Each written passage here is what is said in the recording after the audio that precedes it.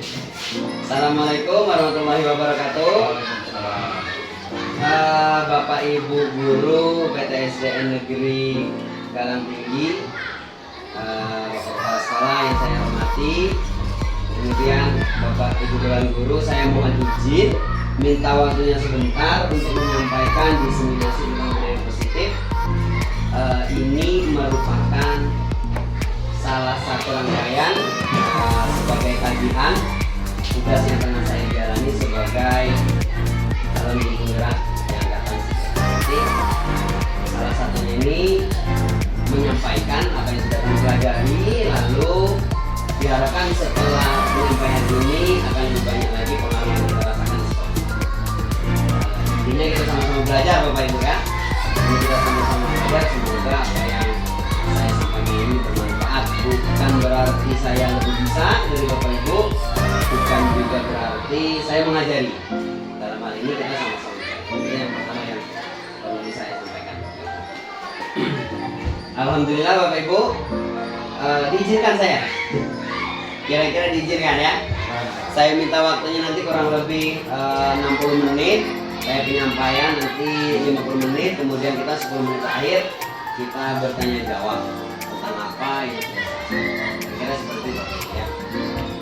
Alhamdulillah, saya terima kasih atas respon dari Bapak Ibu guru atas kesempatan yang telah diberikan. Saya langsung saja Bapak Ibu, saya sampaikan di sini diseminasi budaya positif.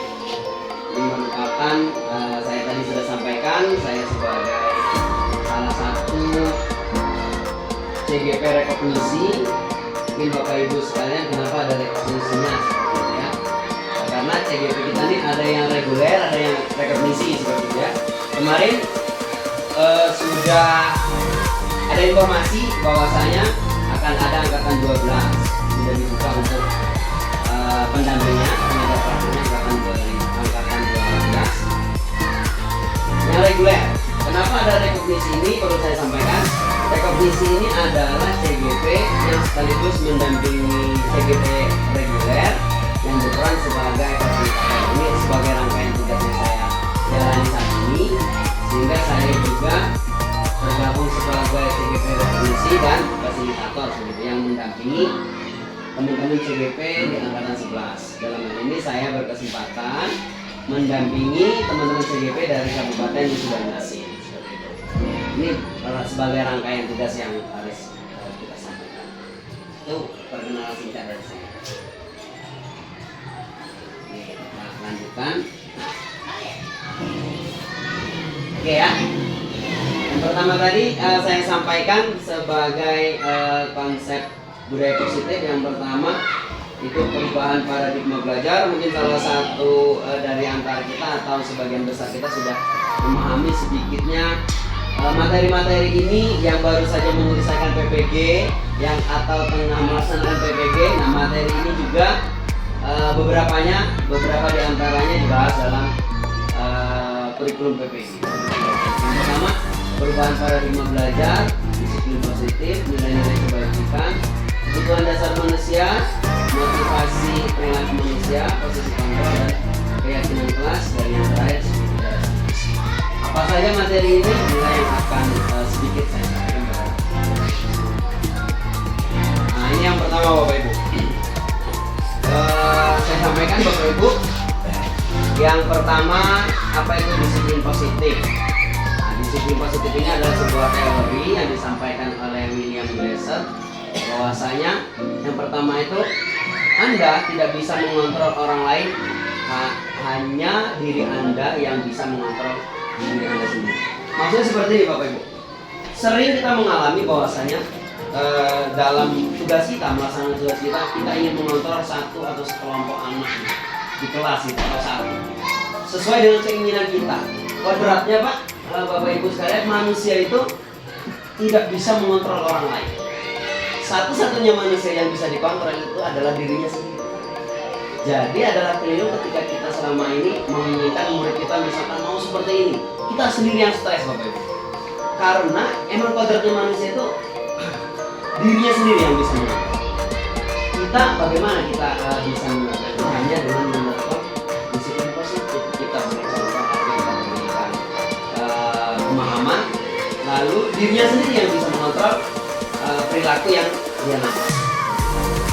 Ini makna disiplin, Bapak Ibu sekalian, bahwasanya belajar kontrol diri dengan mengenali potensi kita agar mencapai tujuan mulia, yaitu sesuatu menjadi seseorang yang kita inginkan berdasarkan nilai-nilai yang kita harapkan. Dari mana itu timbulnya? Dari diri setiap manusia. Kita menghadapi murid kita kan manusia juga kan. Jadi anak-anak itu bisa mengenali dirinya sendiri, lalu bisa mengenali saya mau berperilaku apa hari ini, dan itu hanya bisa dirinya sendiri. Kemudian yang kedua, semua perilaku itu memiliki tujuan. Entah apa itu tujuan, misalnya kita sering mendapati anak-anak yang dalam tanda kutip butuh perhatian gitu kan. Dia ada tujuan, mungkin dia ingin diperhatikan atau mungkin ingin secara lebih ingin mendapatkan perhatian dari gurunya atau apa itu, pasti ada tujuannya gitu. Dia mencolok di kelas itu misalnya mau apa, pasti dia ada motivasi yang dia timbulkan. Nah, ini teori motivasi. Kemudian Bapak Ibu, yang ketiga itu model berpikir menang-menang, kolaboratif dan konsensus menciptakan pilihan. Bahwasanya disiplin positif itu Pak, nggak ada yang kalah gitu. Jadi win-win solution gitu. Semuanya menang. Jika ada masalah, tidak ada yang penyelesaiannya itu tidak ada yang merasa dirugikan, tidak ada yang merasa tersakiti. Kemudian kita kenal di sini kolaborasi dan menciptakan konsensus baru. Konsensus baru itu maksudnya pilihan baru. Jika anak misalnya nggak masuk sekolah, jika anak misalnya mengalami kenakalan di sekolah, apa nih pilihannya apa? Dan kita usahakan anak itu sendiri yang menciptakan pilihan. Kemudian ini juga ada 5 posisi kontrol. Kita sebagai guru itu memiliki 5 posisi kontrol, diantaranya pemantau, kemudian teman, manajer, kemudian penghukum, dan lagi satunya adalah pemberi hukuman. Yang apakah posisi yang mana itu nanti kita akan bahas. Kemudian ini sudah teman, pemantau, manajer, kemudian penghukum atau pembuat. Ini adalah 5 posisi kontrol. Lalu segitiga restitusi itu ketika terjadi sebuah masalah, penyelesaian adalah segitiga restitusi. Dalam segitiga restitusi ini Bapak Ibu ada 3 tahapan. Pertama menstabilkan identitas, lalu validasi kebutuhan, lalu menyatakan keyakinan apa yang harus diciptakan atau dilakukan setelah melakukan suatu pelanggaran. Nah, dalam menentukan ini harus sesuai dengan nilai-nilai yang diyakini, nilai-nilai kebajikan, atau kalau kita kenal dulu peraturan sekolah gitu ya, atau peraturan kelas gitu. Tapi sekarang kita kenalnya itu sebagai keyakinan bersama. Kemudian yang terakhir ini Bapak Ibu dari kata konsep ini, realitas kebutuhan manusia itu adalah terciptanya atau terpenuhinya 5 kebutuhan dasar manusia, yaitu yang pertama ini penguasaan, lalu yang kedua ini kasih sayang dan rasa diterima, lalu kesenangan dan kebebasan. Ini adalah kebutuhan dasar manusia. Tidak lepas anak-anak kita juga 5 kebutuhan ini harus terpenuhi. Mungkin juga terjadi pelanggaran karena salah satu kebutuhan ini tidak terpenuhi, atau sebaliknya gitu kan. Ketika anak-anak ini terpenuhi kebutuhan, maka dia akan memenuhi kebutuhan yang lain. Intinya Bapak Ibu, pembelajaran dengan paradigma. Bapak Ibu, sekarang kita kenal bahwasanya kita berada di era kurikulum merdeka. Nah, sebagian itu menyampaikan bahwasanya kenapa gitu kurikulum berubah terus? Kenapa kurikulum itu mengalami perubahan? Untuk menjawab pertanyaan itu Bapak Ibu perlu disampaikan bahwasanya sejatinya memang kita itu berada dalam perubahan terus. Tidak ada yang stuck di situ, tidak ada yang berhenti di satu tempat. Kita harus terus berjalan. Ini Ini pembelajaran dalam paradigma baru itu Bapak Ibu, pembelajaran yang dirancang berdasarkan prinsip pembelajaran berdiferensiasi, sehingga para peserta didik belajar sesuai kebutuhannya berdasarkan tahap perkembangan sesuai teori psikologi modern untuk mewujudkan profil pelajar. Jadi nyawanya kurikulum merdeka itu adalah tujuannya profil pelajar Pancasila, lalu pembelajaran itu dikemas sebagai pembelajaran yang berdiferensiasi. Kalau diingat, ini Bapak Ibu yang baru saja menyelesaikan mengenai diferensiasi ini apa gitu kan? Dari kata dasarnya different itu berbeda, kan?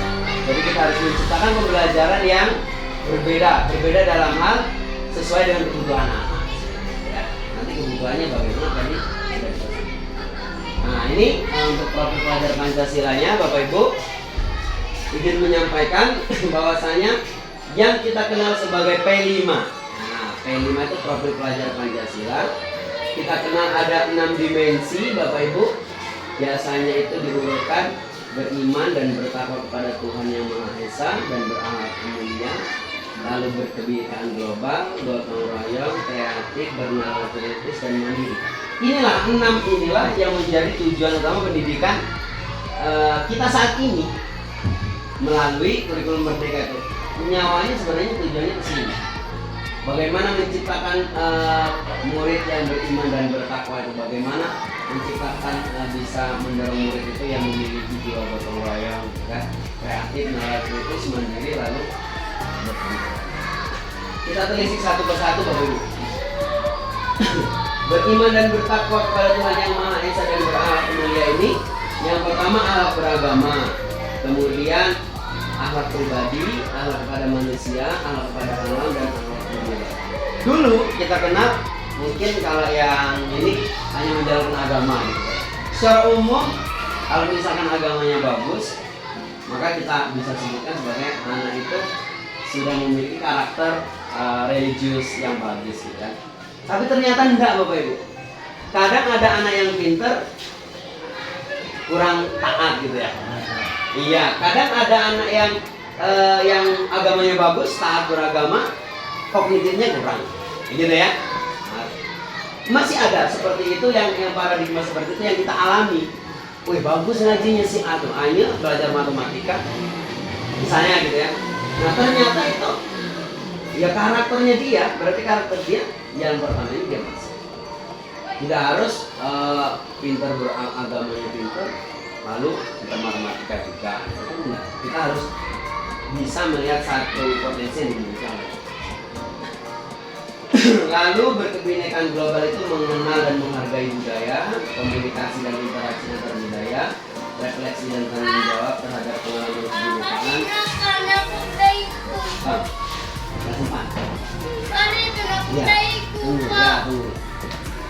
Nah, kemudian yang terakhir berkeadilan sosial. Nah, ini merupakan rangkaian dari dimensi berkebinekaan global. Kemudian yang ketiga gotong royong. Nah, gotong royong ini sifatnya kolaborasi dan kepedulian. Sama seperti kita, Bapak Ibu. Kita dalam hal ini saya dan Bapak Ibu tengah menjalin kolaborasi. Kolaborasi itu sama-sama merasakan hal yang sama sehingga kita bisa menciptakan iklim kerja yang positif. Kemudian kreatif menghasilkan gagasan yang orisinal, menghasilkan karya dan tindakan yang orisinal, memiliki keluasan berpikir dan mencari alternatif solusi pemecahan masalah. Nah, ini kreatif bagaimana murid itu memiliki keterampilan problem solving, gitu, menyelesaikan masalah yang dia hadapi. Kemudian bernalar kritis, memperoleh dan memproses informasi dan gagasan, menganalisa dan mengevaluasi penalaran, lalu merefleksi dan mengevaluasi pemikirannya sendiri. Bernalar kritis ketika anak mengalami suatu permasalahan, maka dia bisa memproses apa yang dihadapi, informasi yang dia dapatkan, sehingga bisa merefleksi, menilai dirinya sendiri mengenai permasalahan yang dihadapi. Kemudian mandiri, pemahaman diri dan situasi regulasi diri. Nah, ini bisa mengenali intrinsik dalam dirinya seperti Bapak Ibu. Jadi anak-anak itu apa yang bisa saya lakukan gitu, apa yang bisa saya bagikan kepada teman-teman, mengenali dirinya sendiri. Itu dalam dimensi mandiri. bisa istilahnya tadi mengatur, mengontrol dirinya sendiri. Kemudian yang ini tadi sudah, itulah keenam dimensi profil belajar Pancasila yang kita kenal sebagai P5. Nah, ini nanti kita perlu belajar banyak di P5 ini. Semoga kita punya kesempatan lagi untuk lebih luas lagi membahas. Nah ini Bapak Ibu, Bapak Ibu perlu saya sampaikan bahwasanya terdapat beberapa miskonsepsi. Jelas nggak dari sini? Jelas. Terdapat beberapa miskonsepsi tentang proses kontrol. Nah ini ilusi bahwa guru itu mengontrol murid. Nah ilusi itu kan nggak nyata gitu ya. Bahwasanya kita berkeyakinan mungkin saja kita bisa mengontrol murid gitu kan, tapi ternyata nggak bisa. Setengah mati kita minta murid untuk sesuai dengan keinginan kita. Kita sendiri yang stres Bapak Ibu. Mungkin bukan saya saja yang mengalami saat ini, itu Bapak Ibu juga mengalami gitu. Budak ini kendaknya mana gitu kan. Itu kita bicara seperti itu kan kendak kita. Gitu kan, mungkin kita merefleksi lah gitu kan. Yang kita sampaikan kan kendak kita. Gitu mungkin Pak ya. Tapi kan kendak murid enggak. Gak bisa kita samakan kendak murid itu dengan kendak kita. Ini yang menjadi miskonsepsi atau salah pandang tentang ilusi guru itu bisa mengontrol murid gitu. Enggak. Jadi ciptakanlah murid itu mengenali dirinya sendiri sehingga dia bisa bertindak apa yang sesuai. Kita tinggal mengarahkan saja, wah ini tidak bagus, arahkan yang lurus. Itu saja. Datang terlambat, kalau kita sadari bahwasanya datang terlambat itu tidak. Kita yakinkan ke murid itu bahwasanya tindakannya itu yang benar. Kita nggak bisa mengontrol murid. Besok kamu nggak boleh telat, besok telat kita yang stres, gitu ya. Kita nggak bisa mengontrol. Kemudian ilusi bahwa kritik dan membuat rasa bersalah itu mampu menguatkan karakter, enggak Pak, gitu ya. Mungkin ketika kita menyampaikan nasihat kepada murid itu saat itu aja dia tapi begitu satu langkah di luar pintu itu dia sudah membela dirinya lagi, membelok. Mungkin dia memiliki rasa dendam, memiliki rasa kesal. Kemudian yang berikutnya, ilusi bahwa orang dewasa itu berhak memaksa. Nah ini mungkin yang sering kita alami. Mungkin kita merasa bahwasanya seorang guru itu berhak memaksa murid kita, gitu, berhak. Ini bukan hanya dalam hal kita sebagai guru Bapak Ibu, dalam sebagai orang tua juga begitu. Kita tidak bisa memaksakan kehendak kita khususnya kepada murid kita. Sekali lagi bahwasanya sama sekali orang dewasa itu salah ketika merasa menyuruh kita untuk memaksa. Karena kodratnya seluruh manusia ini dilahirkan merdeka, berhak menentukan nasibnya sendiri.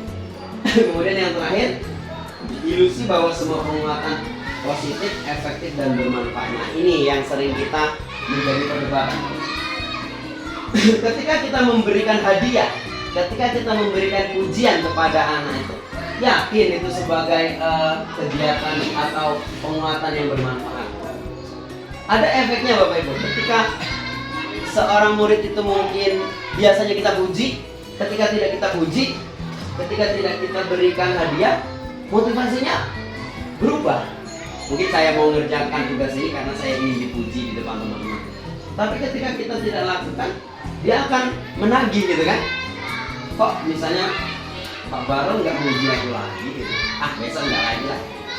Nah itu juga sering terjadi perdebatan. Ternyata penguatan positif itu tidak selamanya efektif dan bermanfaat untuk menciptakan karakter seorang.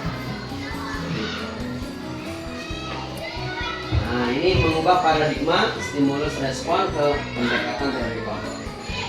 Bahwasanya Bapak Ibu, realitas itu kebutuhan kita sama, teori kontrol itu realitasnya itu kebutuhan kita beda-beda. Mungkin ada yang pertama dihargai dulu gitu kan. Kemudian murid itu mungkin dianggap ada dulu aja gitu kan. Di kelas itu mungkin dianggap, oh selama ini aku udah dianggap di kelas. Mungkin merasa seperti itu. Sehingga terciptalah kebiasaan-kebiasaan yang positif. Kemudian yang kedua, semua orang melihat hal yang sama. menurut teori kontrol itu setiap orang memiliki gambaran yang berbeda. Kita saja misalkan melihat ini, yang dari lurus belakang sana kan mungkin panjang. Nah, kalau saya dari sini, saya lihat lubang, gitu kan. Padahal kita melihat hal yang sama, gitu, melihat benda yang sama. Pandangan setiap orang itu berbeda. Ada banyak gambar misalnya angka 9, yang dari sini ngomong 6, yang sana ada 9, yang dari agak jauh ngomong 8 gitu. Nah itu kan gambaran orang-orang berbeda-beda, padahal melihat satu hal yang sama.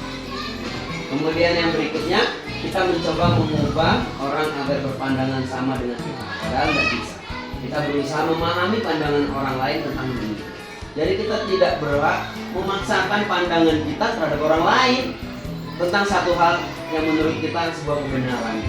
Lah, kita beragama saja belum tentu seutuhnya benar seperti itu kan. Kita juga ini untuk hal yang vital saja terkadang kita tidak berhak menjalankan yang sama.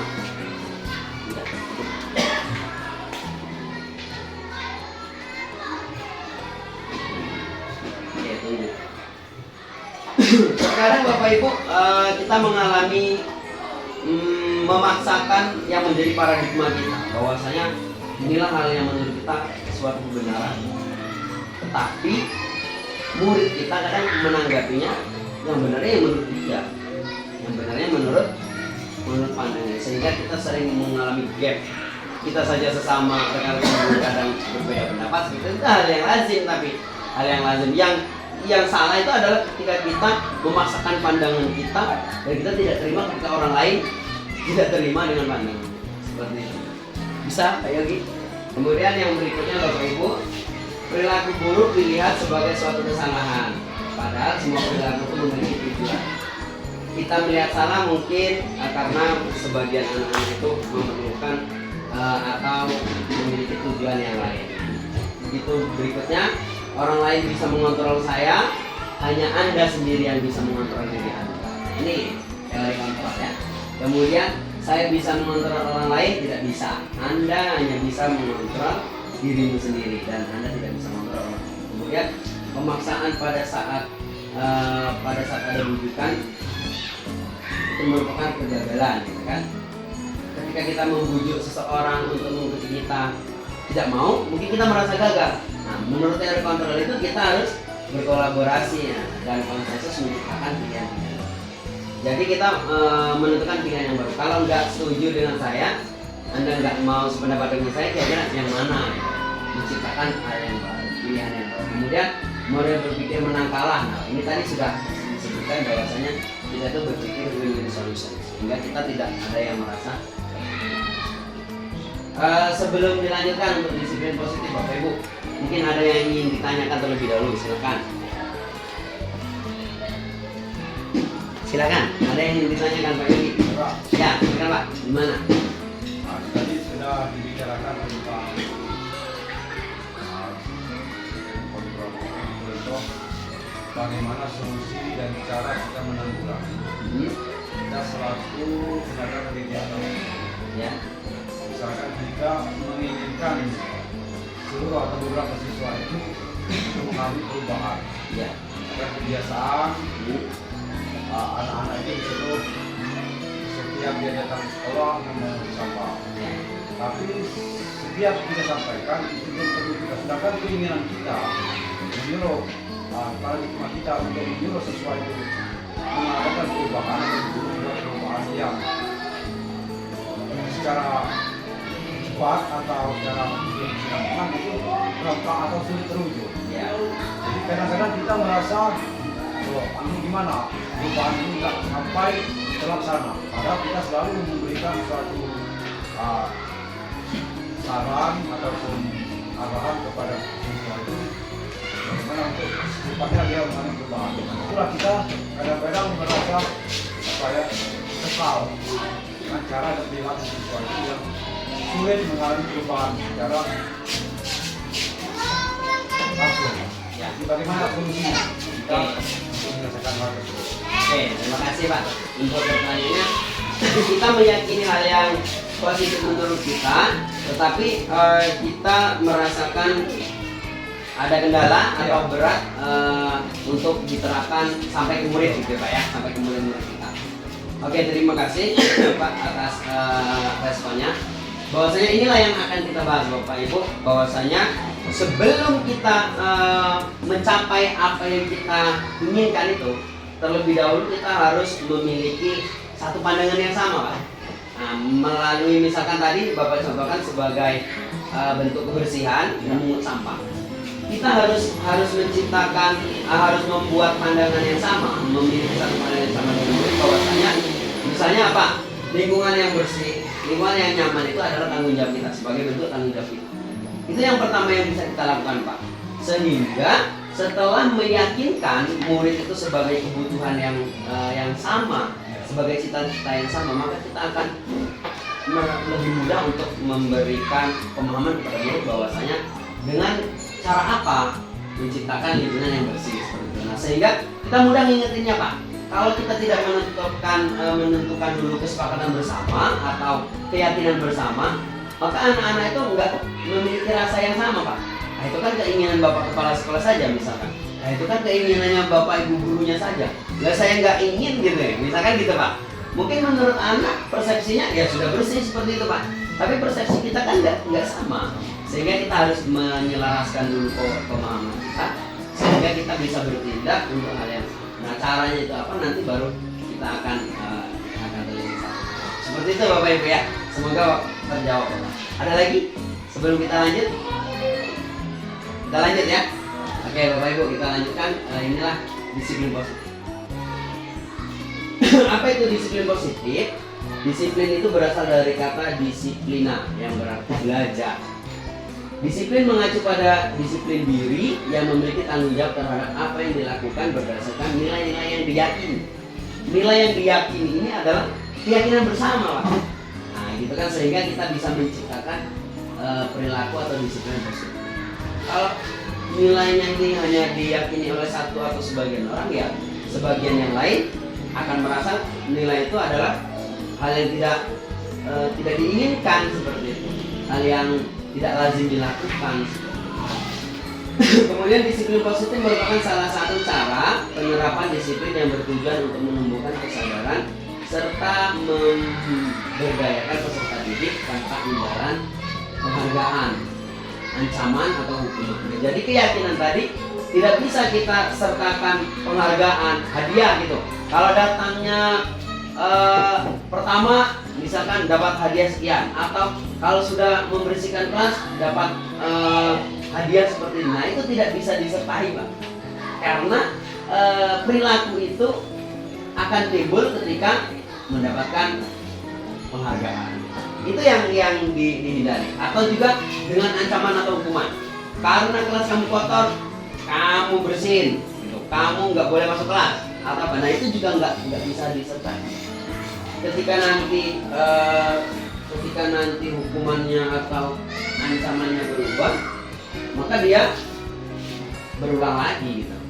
Perilakunya akan muncul lagi. Nah yang perlu ditekankan itu kesadaran dirinya itu yang satu. Kemudian sebagai pendidik, tujuan kita adalah menciptakan peserta didik yang memiliki disiplin diri sehingga mereka berperilaku mengacu pada nilai-nilai kebajikan universal dan memiliki motivasi intrinsik dalam perubahan perilaku ke arah yang lebih baik. Nah ini kata kuncinya, nilai-nilai kebajikan universal ini adalah nilai yang disepakati bersama sebagai suatu nilai kebenaran gitu.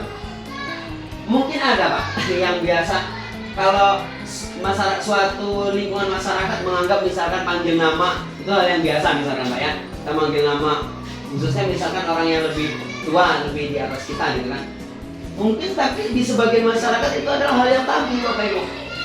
Nah sehingga kita tidak bisa meyakini itu sebagai keyakinan bersama di tempat tertentu gitu. Kalau mungkin sekelompok orang punya kebiasaan memanggil panggilan itu punya tutur gitu. Tapi di sebagian masyarakat itu hal yang biasa, misalkan panggil nama, mau tua kecil panggil nama hal yang biasa. Nah kita tidak bisa menerapkan hal itu menjadi keyakinan bersama. Kalau misalkan dia sendiri gitu kan, tentu dia akan meyakini sebagai hal yang berbeda dengan dirinya itu sebagai ini nilai-nilai kebajikan universal yang berlaku di sekelompok besar masyarakat. Kemudian ini kata kunci yang kedua itu memiliki motivasi. Motivasi yang datangnya dari diri sendiri. Dalam hal ini murid itu memiliki motivasi intrinsik dari dalam dirinya sendiri. Tujuannya itu untuk punya perilaku yang nah ini tadi nilai-nilai kebajikan. Nilai yang disepakati bersama lepas dari suku bangsa, agama, bahasa maupun latar belakang. Ini yang saya sampaikan. Nilai yang diyakini bersama terlepas dari kepemimpinan agama, suku bangsa maupun latar belakang. Jadi nilai kebersamaan.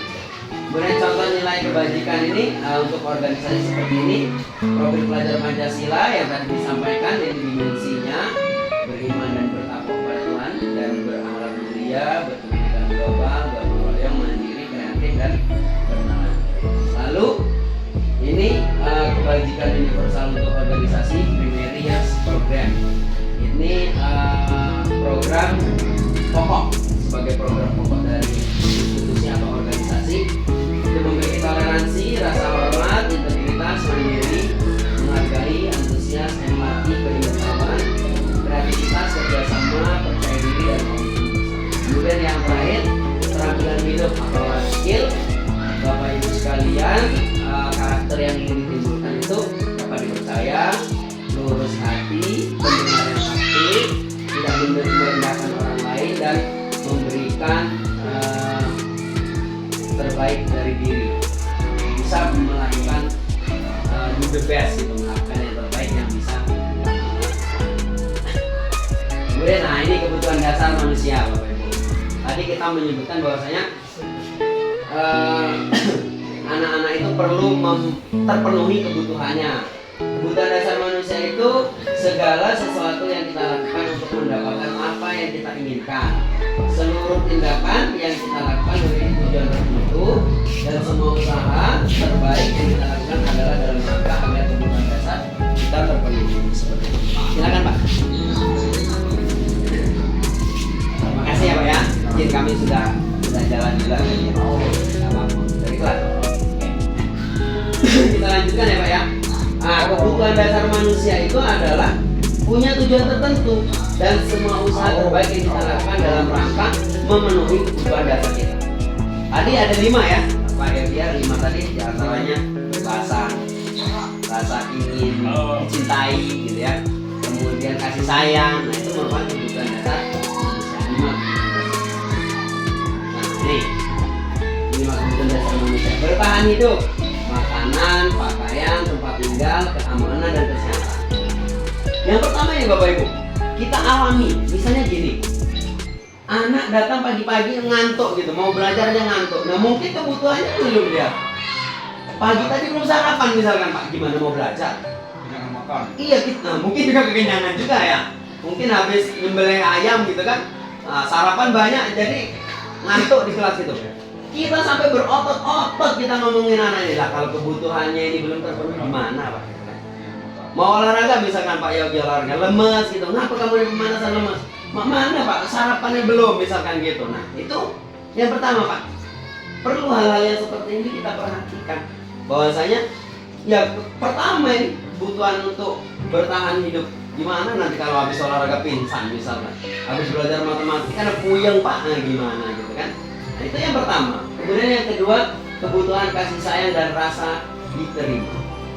Terkadang Bapak Ibu rasa diterima, dipedulikan, kemudian kerjasama dianggap sebagai bagian kelompok itu tidak dirasakan oleh murid kita Pak. Mungkin dari rumah dia sudah dimarahi sama bapaknya misalkan gitu, datang sampai ke sekolah dia butuh, kebutuhan itu butuh dipenuhi dulu sehingga dia bisa menerima proses apa yang dilakukan. Kemudian penguasaan ini Bapak Ibu, harga diri, keinginan untuk dianggap tadi sudah disampaikan, kemudian memimpin, berprestasi, diakui dan didukung. Nah, ada yang terakhir ini Bapak Ibu, mungkin kita belum menjadi pendengar yang baik untuk murid-murid. Kita perlu juga mendengarkan apa yang ingin dia sampaikan. Kadang dia baru ngomong aja kita sudah disentak gitu nggak jadi.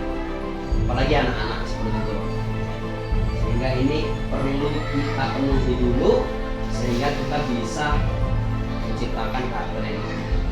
Dengan kebebasan juga Bapak Ibu, anak-anak itu perlu mandiri, memiliki pilihan, mencoba hal baru, kemudian mampu mengendalikan arah diri. Ini kebebasan. Kebebasan ini tentu ada batasannya. Bebas itu bukan hanya sebebas-bebasnya gitu. Yang menjadi batasannya apa? Ya kesepakatan bersama tadi, sebagai nilai-nilai bersama tadi yang dianggap sebagai nilai-nilai kebajikan di manusia. Kemudian yang terakhir, kesenangan. Bapak Ibu, murid kita perlu bermain, perlu humor, perlu antusiasme, dan perlu tertawa. Jadi murid-murid ini karakternya anak-anak itu bermain, Bapak Ibu. Jadi main-main dia. Jadi sekolah itu tempatnya dia bermain. Ada loh Bu, Bapak Ibu, murid itu tujuannya datang ke sekolah, aku nak musik, gitu kan? Aku ke sekolah itu aku nak main gitu. Ketika kesenangannya ini, kebutuhannya tidak terpenuhi, apa yang terjadi kira-kira? Ribut. Nah, mungkin dia ribut itu apa? Tujuannya apa? Nah, kasih sayangnya, mungkin kebebasannya ini merasa terbelenggu dengan gurunya. Nah, itu yang perlu kita bijak memenuhi kebutuhan dari anak-anak. Nah, nanti lagi Pak Ibu. Nah, bisa. Oke ya. Nah, ini motivasi dan perilaku manusia, Bapak Ibu. Oke, motivasi dan perilaku manusia itu bahwasanya ini tadi. Ada tadi disampaikan bahwasanya motivasi intrinsik. Apa itu motivasi intrinsik? Ini saya sampaikan bahwasanya motivasi intrinsik itu motivasi yang datangnya dari dalam diri kita, dari dalam diri anak, dari dalam pemikiran atau yang dirasakan oleh Bapak Ibu sekalian gitu. Sehingga motivasi ini akan lebih kuat daripada motivasi ekstrinsik. Nah, ini yang intrinsik, ini ekstrinsik. Saya terlebih dahulu yang intrinsik. Motivasi ekstrinsik ini motivasi yang asalnya dari orang lain, dari luar. Misalnya anak-anak, kamu datang pagi ya, dapat permen. Nah, itu motivasinya dari orang lain. Ketika motivasinya itu berkurang, ketika nggak dikasih permen lagi, kira-kira ada nggak kemungkinan anak itu datang terlambat lagi kira-kira? Ada ribut lagi. Nah itu ya. Tetapi kalau misalkan motivasi itu datangnya dari intrinsik, dari dalam diri dia, kan itu melekat dalam dirinya Pak. Nggak mungkin hilang gitu kan? Kalau misalkan hilang, kita hanya perlu ingatkan lagi gitu kan? Apa yang menjadi komitmen Anda, apa yang menjadi komitmen. Nah, contohnya dari motivasi intrinsik ini untuk menghindari ketidaknyamanan atau hukuman. Aku pakai baju rapi saja, maka dia diomeli oleh Pak Untung misalnya. Aku pakai topi yang rapi, maka tidak dihukum ketika pacaran. Setelah itu ya anak-anak ya bebas lagi gitu ya, kembali ke perilaku yang semula. Kemudian yang kedua, untuk mendapatkan imbalan atau penghargaan orang lain. Nah ini tadi yang saya sebutkan, dapat permen, dapat hadiah, dapat uang misalkan gitu. Itu ketika enggak didapatkan, ya dia tidak akan lagi melakukan. Tetapi ini yang kita harapkan, yaitu motivasi intrinsik untuk menjadi orang yang mereka inginkan dan menghargai diri sendiri dengan nilai-nilai yang mereka percaya.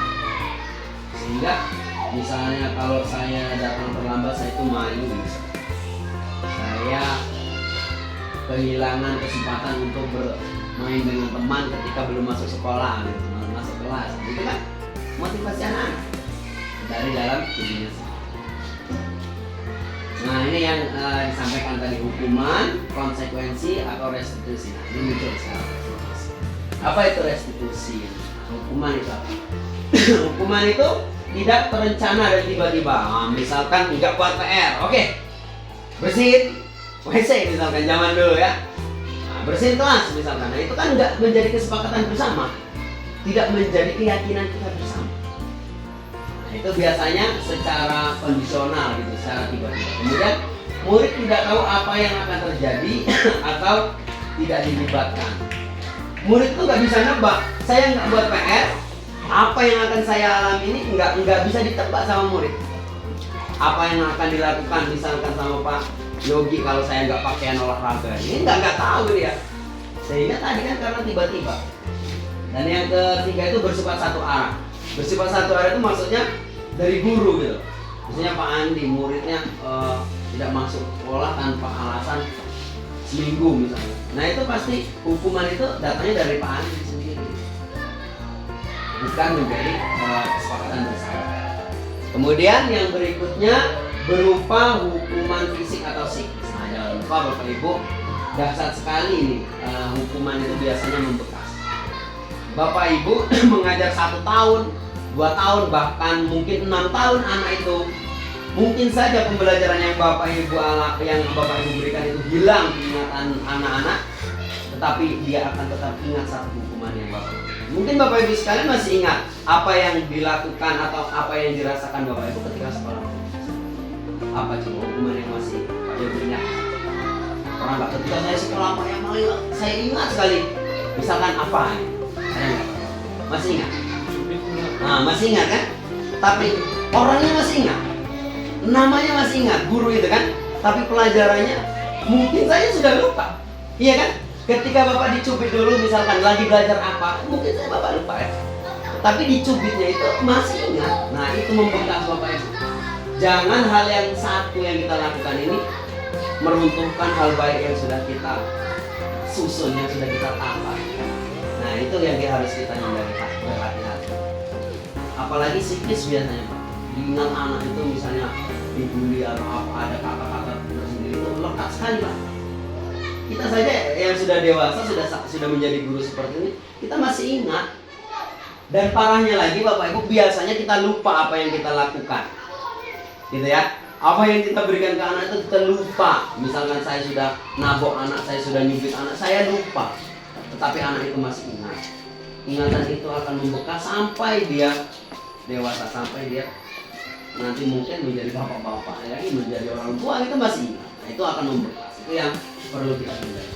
Kemudian yang berikutnya itu konsekuensi. Konsekuensi ini biasanya terencana dan disepakati sesuai plan. Jika dan maka. Jika saya tidak pakai seragam, maka saya apa? Nah itu konsekuensi, gitu ya. Jika saya tidak mengikuti upacara, maka saya harus upacara sendiri atau apa gitu kan. Nah itu adalah konsekuensi. Biasanya murid tetap dibuat tidak nyaman. Itu ya, biasanya tetap dibuat tidak nyaman. Kemudian sikap guru selalu memonitor murid. Nah, nanti di posisi kontrol menjadi pengawas, menjadi pemantau. Oh, siapa yang salah, siapa. Nah itu yang kita hindari. Biasanya masih tidak nyaman. Nah yang ketiga, pilihan yang ketiga itu restitusi. Apa itu restitusi? Restitusi itu adalah proses menciptakan kondisi bagi murid untuk memperbaiki kesalahan. Jadi setelah murid itu melakukan pelanggaran terhadap keyakinan yang disepakati bersama, maka kita ngobrol, kita bicarakan bersama murid itu untuk memperbaiki kesalahan. Apa yang dilakukan setelah melakukan kesalahan itu datangnya dari proses kolaboratif yang mengajarkan murid untuk mencari solusi. Jadi contohnya misalkan saya tidak pikir hari ini, nah apa yang akan saya lakukan dengan murid di sana? Apa misalnya saya tidak upacara Pak hari ini Pak, Senin ini saya tidak upacara, apa yang harus kamu lakukan? Itu datangnya dari sehingga murid sukarela melakukan, kemudian kita juga tidak terbebani gitu, kita tidak merasa dongkol, tidak merasa marah terhadap apa yang dilakukan oleh murid. Sampai di sini Bapak Ibu, ada lagi yang ingin ditanyakan? Silakan. Yogi mau bertanya? Ibu-ibunya mungkin sejauh pemaparan saya ini ada yang ditanyakan? Khususnya mengenai restitusi atau hukuman dan konsekuensi. Ada Bapak Ibu? Saya izin minum dulu.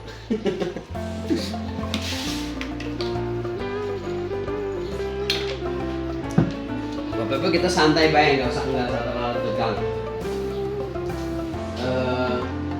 Anak-anaknya sudah dipulangkan semua Bang? Sudah ya? Oke, kita lanjut saja. Oke, sedikit lagi. Nah ini hukuman atau konsekuensi. Nah, hukuman atau konsekuensi itu tadi bukan pilihan yang harusnya perlahan kita lakukan. Walaupun mungkin masih kita alami di lingkungan kita, ya silakan dikurangi, silakan perlahan-lahan. Ini 5 posisi kontrol dulu. Yang pertama, guru itu sebagai penghukum. Yang kemudian yang kedua, pembuat rasa bersalah. Kemudian yang ketiga, teman. Yang keempat ini pemantau. Yang kelima, manajer. Ini adalah 5 posisi guru. Oke, kalau saya tanyakan nih satu persatu, kira-kira kalau Pak Sadran di posisi yang mana saat ini? Apakah masih penghukum, membuat rasa bersalah, teman, pemantau, atau manajer? Kira-kira yang mana? Pemantau, oke, masih pemantau. Kayaknya pantauan tapi Pak. Iya, pemantau. Oh, minimal lah Pemantau dari jauh kan? Pemantau ini maksudnya dalam hal ini bukan pemantau gitu lah ya. Pemantau itu yang sebagai monitor misalnya, mengawasi. Pak Yodi yang mana? Sebagai teman. Berikutnya Pak Hartawan, kira-kira yang mana? Kira-kira yang mana?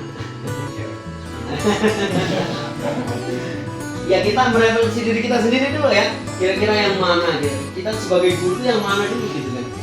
Apa kita masih membuat rasa bersalah gitu, menghukum, memantau, manajer.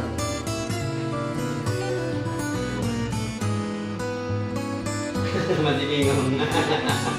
Masih bingung menentukan. Nah, kira-kira apa Andi yang mana Pak Andi? Saya dua sih Pak. Ya, yang mana? Teman dan pemantau. Oh, teman dan pemantau. Oke, Pak Saleh yang mana Pak Saleh?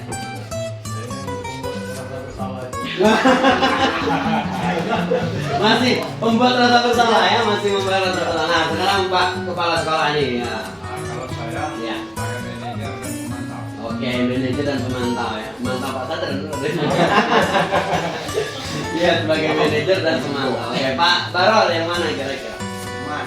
Sebagai teman. Oke, Ibu Cipan sebagai teman ya. Ibu Dewi pemantau. Oke. Pak Novan sebagai teman. Oke. Pak Anopan sebagai teman. Oke, berarti kita sudah berada di tengah-tengah nih ya. Mayoritas sebagai teman gitu ya. Nah, Pak Hartawan tadi belum jawab. Satu suara lagi yang mana kira-kira? Sebagai penghukum gitu. Ya nggak apa-apa, ini refleksi kita bersama ya Bapak Ibu. Iya, sebagai ya kita merefleksi bersama ya, kita jujur itu sifatnya Masih jujur. dalam hukum. Masih kalah hukum ya. Nah itu mayoritas tadi kita berada di teman ya, merasa sebagai teman ini artinya alhamdulillah kita merasa setara dengan anak-anak ya. Kita setara dengan anak-anak, dalam hal ini kita bisa menyelami, bisa masuk ke dunia anak-anak ya, sebagai teman. Ketika kita merasakan hal yang sama, kemudian melakukan hal yang sama bersama-sama dengan murid, nah itu kita sebagai teman. Kemudian pemantau tadi ya, memantau. Jadi dia tuh sifatnya memantau dari jauh. Oh, si A ini, si B ini. Tapi tidak menyelesaikan masalahnya. Nah, kita cukup tahu aja kan, pemantau itu kayak gitu kan. Kayak CCTV gitu kan. Cuma mantau saja, oh, si A itu mah ini, si B itu mah ini. Mantau. Ketika yang mana kira-kira yang paling ideal dari 5 posisi ini? Teman. Sebagai teman. Menurut Bang Barol sebagai teman. Ya. Oke, sebagai teman. Paling ideal menurut Pak Barol ya sebagai teman. Tadi ada yang menyampaikan Pak, kadang saya sebagai teman, kadang saya sebagai pemantau ya Pak Andi ya. Ya emang seperti itu. Kadang kita tidak bisa stuck dalam satu posisi, gitu ya. Tadi Bapak Kepala Sekolah sebagai manajer, iya, betul. Bapak Kepala Sekolah mau tidak mau dia berperan ini sebagai manajer di sekolah ini kan. Manajer untuk kita Dewan Guru dan untuk murid. Mungkin Pak Kepala Sekolah sebagai pemantau dan manajer. Dia merasa mungkin ya Pak, konfirmasi kalau salah Pak. Manajer kepada teman-teman gitu ya. Kita rekan-rekan guru, kemudian pemantau ini mungkin dia hanya memantau murid gitu kan. Ya tujuannya kita tahu mungkin bagaimana tindak lanjutnya nggak tahu, mungkin setelah dia mantau solusinya meminta kepada kita sebagai bawahannya itu hal yang wajar gitu kan, sehingga kita bisa menyelesaikan permasalahan. Nah yang menjadi masalah ini yang 2 posisi ini kira-kira. Nah yang di posisinya tadi membuat rasa bersalah ini Pak Soleh, kemudian penghukum ini Pak Hartawan tadi. Nah ini yang perlu perlahan-lahan kita bergeser gitu kan, kita bergeser. Bahwasanya ketika kita menghakimi murid, ketika kita membuat murid itu bersalah, oke, ketika kita hadapi itu mungkin mendapatkan sedikit solusi, tapi setelah itu kita akan mendapati hal yang sama akan berulang. Begitu juga menghukum, oke saat ini dia ragu, tapi tidak menutup kemungkinan itu akan terjadi lagi ketika hukuman itu dirasa sudah lewat. Apalagi hukumannya merasa dia itulah masih kebal, jadi mungkin kita kenal sebagai kebal hukuman ya. Nah, itu yang kita takutkan di saat ini. Apalagi kita juga terkadang kita harus aware, kita harus peduli dengan batasan-batasan yang tidak boleh kita langgar gitu, tentang khususnya kebebasan untuk anak, juga kebebasan untuk kita sebagai pendidik sekolah. Seperti itu Bapak Ibu ya. Saya ucapkan terima kasih Bapak Ibu yang sudah merefleksikan posisinya gitu kan, khususnya di sekolah ini. Seperti itu Bapak Ibu. Ada yang mau konfirmasi tentang posisinya tadi? Ada yang mau memberikan alasannya? Pak Yogi, kenapa Pak Yogi merasa menjadi teman? Karena kalau misalnya kita menjadi teman, kita lebih bisa mengerti apa yang diinginkan oleh seorang siswa atau seorang murid kita. Tahu masuk ke dunia anak. Tetapi lah, teman itu tidak harus ada tempat, karena kita harus menjadi teman, dari mana kita harus menjadi baik penghukum atau mulai. Karena itu mungkin dibutuhkan untuk penghukum. Contohnya, kan saya misalnya mengajar di SD kelas tinggi misalnya, itu kita harus menggunakan ada yang namanya penghukuman. Kalau misalnya kita hanya sebagai teman, kemungkinan siswa kita akan melunjak kepada kita. Seperti itu. Tetap ada batasannya. Ya. Ya, walaupun istilahnya kita masuk ke dunia mereka, tetapi kita memiliki batasan yang harus mungkin batasannya itu yang perlu menjadi Ketegasan. Iya, untuk diketahui oleh anak juga diketahui oleh kita. Nah, itu yang perlu dipertegas. Ada lagi ibu-ibunya mungkin. Posisinya tadi siapa? Teman ya? Sama-sama teman. Ada yang lain mungkin? Pak, Ya, silakan Pak. jadi saya jadi Manajer, yang teman-teman mantap ya. ya memang kalau instansi atau lembaga itu ada pimpinan, kalau kita di sini kepala sekolah Ya. itu yang sepenuhnya sebagai salah satu peran kepala sekolah sebagai manajer, tapi kata dia dan sebagai motor penggerak memfasilitasi segala sesuatunya yang ada di lingkungan lembaga itu demi untuk terciptanya segala sesuatu yang akan menimbulkan terutama keberhasilan, kenyamanan dan lain sebagainya yang sifatnya untuk lebih bagus lagi ke depan. Ya. Sebagai pemantau kita juga mengetahui dan memberikan solusi serta memberikan perubahan kepada baik itu terhadap antara beberapa guru kerjasama dengan wali murid, apalagi peserta didik dan komite sekolah itu juga sama halnya untuk memberikan perubahan ke depannya yang signifikan lebih baik lagi. Oke, terima kasih Pak. Sehingga dapat saya tangkap bahwasanya Bapak Kepala Sekolah memposisikan diri sebagai manajer ini karena bisa mengontrol baik intern maupun keluar ekstern dari sekolah ini Pak. Ya betul.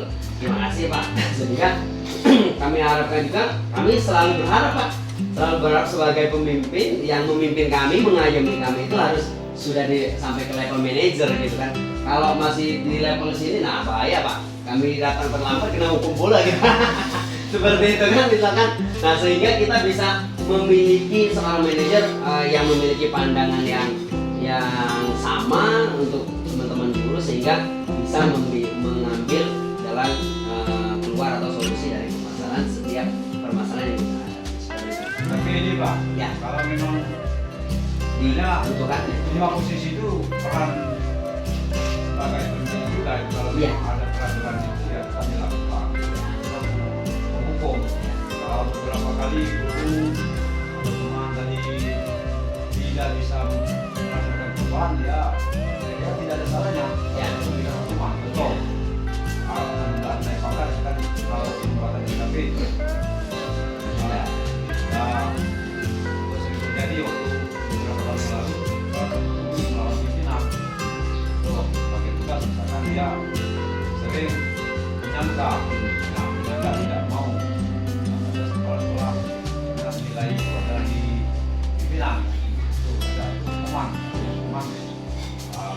disiplin. disiplin.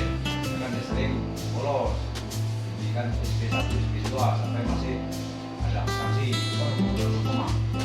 Dan lagi yang lain kan membuat merasa bersalah. Ya peran-peran kepala sekolah atau pimpinan yang 5 itu bisa yang lebih utama sebagai manajer. Ya. Terima kasih Pak. Berarti 5 posisi ini harus kita ketahui bagaimana peran kita di posisi kelima posisi ini. Sedangkan posisi dominan yang berperasakan itu adalah sebagai manajer. Terima kasih Pak ya. Semoga terus mengalami perbaikan untuk kebaikan kita bersama seperti Bapak ya. Nah, kemudian kita lanjutkan Pak ya. Keyakinan kelas. Nah ini bagian yang penting tentang keyakinan kelas. Mengapa keyakinan kelas bukan peraturan kelas? Nah, kira-kira ada yang mau mencoba menjawab pertanyaan ini? Coba kira-kira gimana? Mengapa? Ya Bapak lagi. Silakan Pak. Kalau yang dikatakan keyakinan kelas itu, saya kira itu tergantung ide dan gagasan seorang wali kelas atau guru kelas. Bagaimana menciptakan suasana belajar di kelas itu lebih bagus, lebih maksimal, lebih baik daripada kelas-kelas yang lain. Itu keyakinan kelas. Tapi kalau peraturan atau peraturan kelas itu yang dibuat oleh secara bersama, tapi belum tentu dilaksanakan sebagai mungkin peraturan. Contoh, membuat kepala sekolah menyarankan membuat dinas sekolah itu dibuat, tapi kadang-kadang aturan sekolah itu misalkan PK kelas tidak dilaksanakan. Tapi kalau keyakinan kelas, kita berusaha semaksimal mungkin keyakinan di setiap kelas itu menciptakan suasana yang lebih baik. Nah, ya terima kasih Pak. Ada yang mau memberi tanggapan apa yang disampaikan oleh Pak Kepala Sekolah? Ada? Pak Nopan mungkin sudah mulai kedip-kedip. Bapak Kepala Sekolah tadi menyampaikan bahwa peraturan kelas itu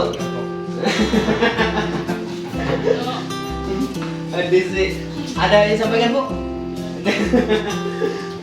Peraturan kelas itu disampaikan oleh Bapak Kepala Sekolah tadi itu sifatnya dari sekolah bisa dilaksanakan di kelas masing-masing atau tidak. Sedangkan keyakinan kelas itu adalah kesepakatan atau datangnya dari guru yang dilaksanakan di kelas guna memenuhi kebutuhan belajar, guna untuk menciptakan pembelajarannya lebih baik. Oke, terima kasih. Itu yang disampaikan oleh Bapak Kepala Sekolah bahwasanya ya benar. Menurut Bapak Kepala Sekolah. Apa bedanya keyakinan dan peraturan? Benar tadi asalnya kalau keyakinan ini sifatnya bersama, kolaboratif. Jadi semua anggota kelas termasuk guru dan murid-murid itu memiliki pandangan yang sama untuk menentukan keyakinan. Sedangkan peraturan itu biasanya bersifat berasal dari satu arah, misalkan dari gurunya gitu, atau dari sekolah benar. Misalkan sekolah memiliki peraturan gini, tapi kan anak-anak murid mungkin tidak memiliki pandangan yang sama, sehingga kita perlu memiliki pandangan yang selaras untuk satu hal. Nah ini pembentukan keyakinan kelas Bapak Ibu bersifat abstrak atau memiliki nilai, kemudian berupa pernyataan universal, kemudian dibuat dalam perspektif positif. Sedikit saja agar mudah diingat Bapak Ibu, sesuai dengan kondisi kelas dan sekolah sehingga mudah diterapkan. Kemudian semua warga sekolah atau warga kelas dilibatkan saat membuat. Nah ini sifat-sifatnya pembentukan keyakinan, sehingga nanti bisa Bapak Ibu mulai di kelasnya masing-masing membentuk, digeser dari peraturan kelasnya, digeser sehingga bisa menciptakan konsensus bersama. Misalnya contohnya menjaga kebersihan, nah gitu. Kira-kira kalau peraturannya menjaga kebersihan, keyakinannya gimana? Bentuk nilainya, karakternya dari menjaga kebersihan itu apa? Misalnya tanggung jawab, misalkan bertanggung jawab terhadap lingkungan. Ada nilai karakter yang kita ingin timbulkan. Nah ini segitiga restitusi. Nah yang perlu saya sampaikan lagi Bapak Ibu, bahwasanya ketika terjadi suatu permasalahan atau tindakan yang tidak sesuai dengan kesepakatan bersama, dengan sesuai keinginan bersama, langkah yang harus kita laksanakan yaitu segitiga restitusi. Apa itu segitiga restitusi? Ini adalah suatu proses dialog yang dijalankan oleh guru agar dapat menghasilkan murid yang mandiri dan bertanggung jawab. Adapun 3 langkahnya, yaitu yang pertama validasi tindakan, menanyakan keyakinan. kebalik. Stabilkan dulu identitasnya, validasi tindakan yang salah, lalu menanyakan keyakinan. Misalnya, Anda sudah melakukan satu pelanggaran tentang keyakinan kelas. Kita stabilkan dulu apa yang sudah kamu lakukan gitu. Mengapa kamu lakukan? Kita dengarkan dulu Bapak Ibu. Kemudian kita validasi tindakan yang salah. Apa yang sudah kamu lakukan itu sesuai enggak dengan kesepakatan kita bersama? Dengan misalnya kesepakatan yang sudah dibentuk tadi. Nah, kemudian kita menanyakan keyakinan. Setelah kamu yakin perilaku itu tidak sesuai dengan kesepakatan, apa yang harus kamu lakukan? Apa tindakan yang harus kamu lakukan untuk menjawab kesalahan yang sudah dilakukan? Nah, itu langkahnya Bapak Ibu ya. Stabilkan dulu, jangan tiba-tiba langsung dihakimi. Kamu nggak pikir, kamu gimana? Jangan langsung dihakimi, harus kita stabilkan dulu identitasnya, karena dia perlu menyadari dulu salahnya di mana. Perlu disadarkan dulu dari dirinya sendiri. Nah, ini adalah bagian terakhir. Bapak Ibu, ini bagian terakhir. Kemudian yang bagian slide terakhir ini, Bapak Ibu mohon tuliskan apa yang didapatkan dalam pemahaman budaya positif. Nah, ini nanti silakan Bapak Ibu tuliskan di WA saja. Ya, setuju nggak? Kalau mau nulis kan nanti lama.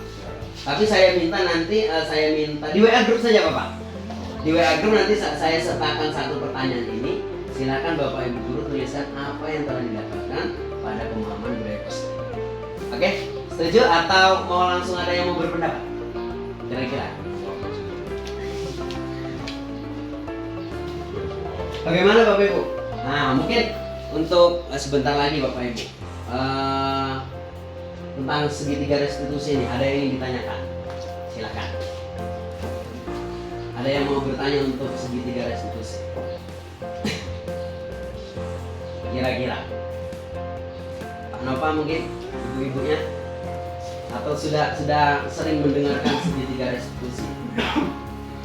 Tujuannya buat apa kira-kira Pak Sadran?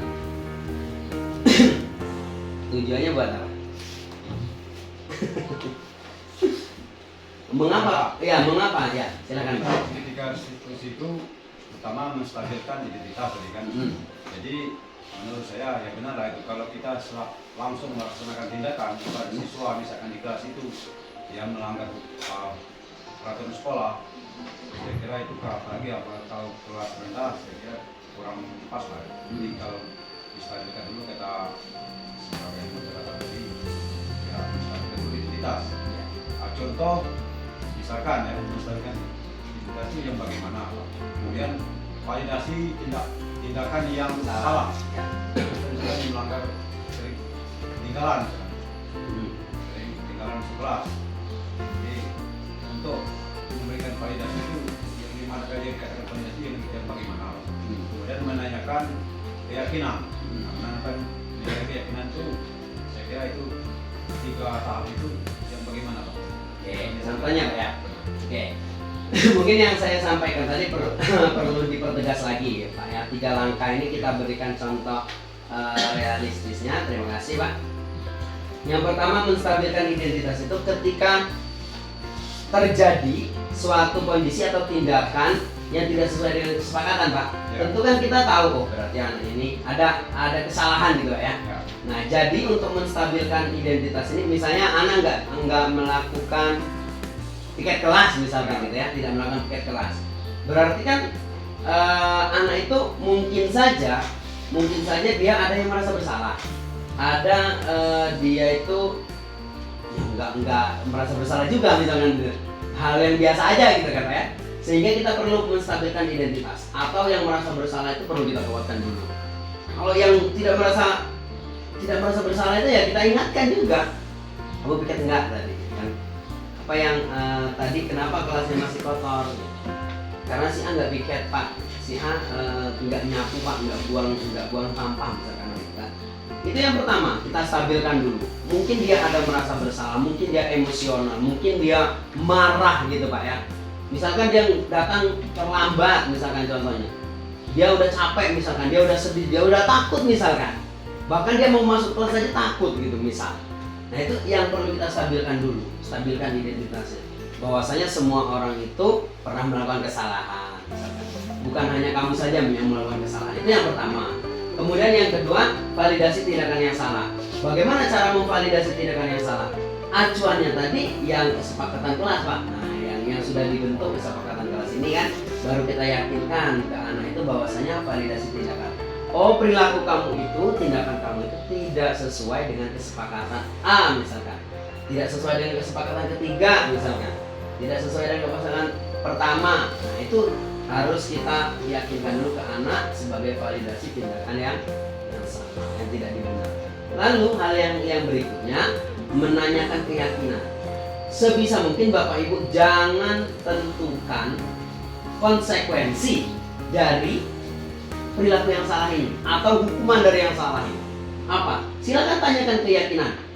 Usahakan temukan anak itu sendiri yang mendapatkan keyakinan ini. Apapun itu kita pancing aja. Ayo, bagaimana? Apa yang harus kamu lakukan dengan ini? Sebaiknya kamu bagaimana itu? Sebisa mungkin Bapak Ibu jangan tentukan misalkan, nah kamu sudah telat ya, kamu telat, nah jadi kamu harus bersihkan WC dulu. Nah itu perilaku yang kita hindari. Ketika dia sudah menyadari kesalahan ini, maka anak akan mudah, Bapak Ibu, dia akan mudah menentukan, kan dia sendiri yang sudah mengaku bersalah, sehingga dia akan menentukan keyakinan yang baru, menentukan perilaku yang baru dalam hal yang lebih positif. Berarti ini Pak, Ya. kalau misalkan menentukan keyakinan itu sesuatu yang melanggar misalkan disiplin sekolah, Ya. contoh saya terlambat. Berarti kita tentukan keyakinan dia, apa sanksi yang sanksi yang dia sanggup jalani. Iya, apa?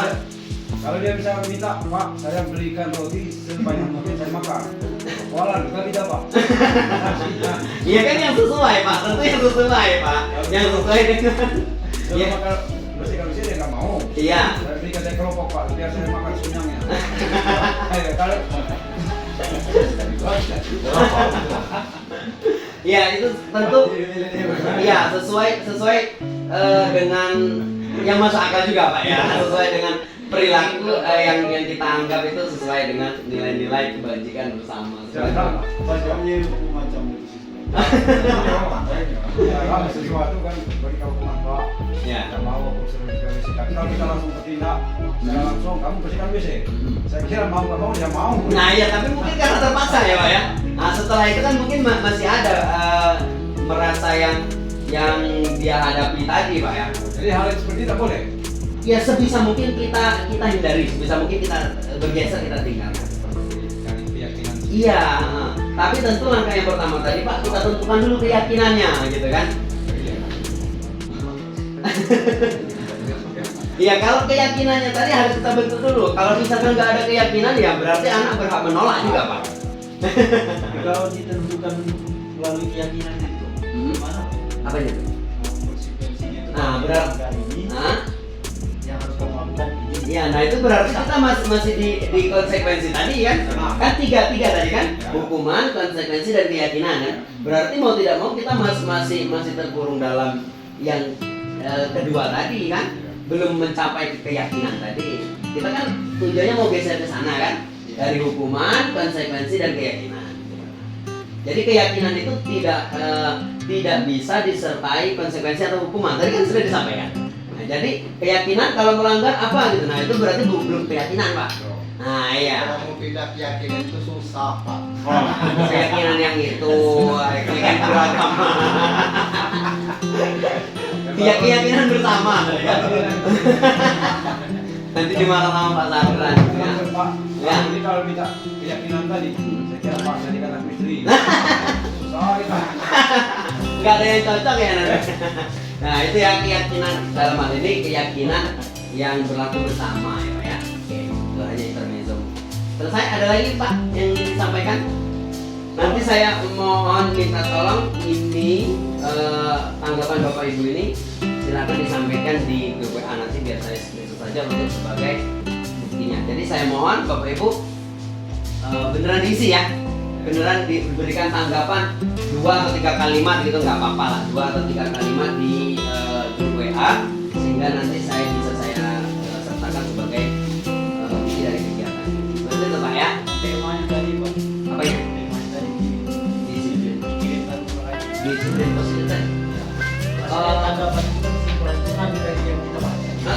Bapak rasakan saja. 2 atau 3 kalimat yang Bapak dapatkan setelah saya sampaikan ini. Iya. Nah, Otoritaskan tentu banyak lapan. Itu tadi rasanya. Keyakinan tadi. Jadi kan baca, oh ini kayak nggak apa-apa Pak, sesuai dengan yang Bapak dapatkan saja. 3 kalimat, 2 kalimat nggak apa-apa ya. Silakan Bapak Ibu tuliskan apa yang telah didapatkan dalam pemahaman budaya positif. 2 kalimat, 3 kalimat nggak apa-apa. Ya, saya nggak harus semuanya gitu. Untuk Bapak misalkan, oh saya tadi dapat restitusi pas bagian Bapak ya sudah restitusi ini sudah. Oke, bisa? Bisa, Pak. Nah, bisa kan nanti ya silakan ini diberi tanggapan di grup. Nggak apa-apa. 2 atau 3 kalimat sudah cukup. Asal jangan cuma oh saya setuju dengan Pak Untung gitu. Tambahkan. Tambahkan gitu ya Bapak Ibu. Cukup? Ada yang ingin ditanyakan sebelum kita tutup Bapak Ibu? Cukup? Cukup. Oke Bapak Ibu, terima kasih telah meluangkan waktunya.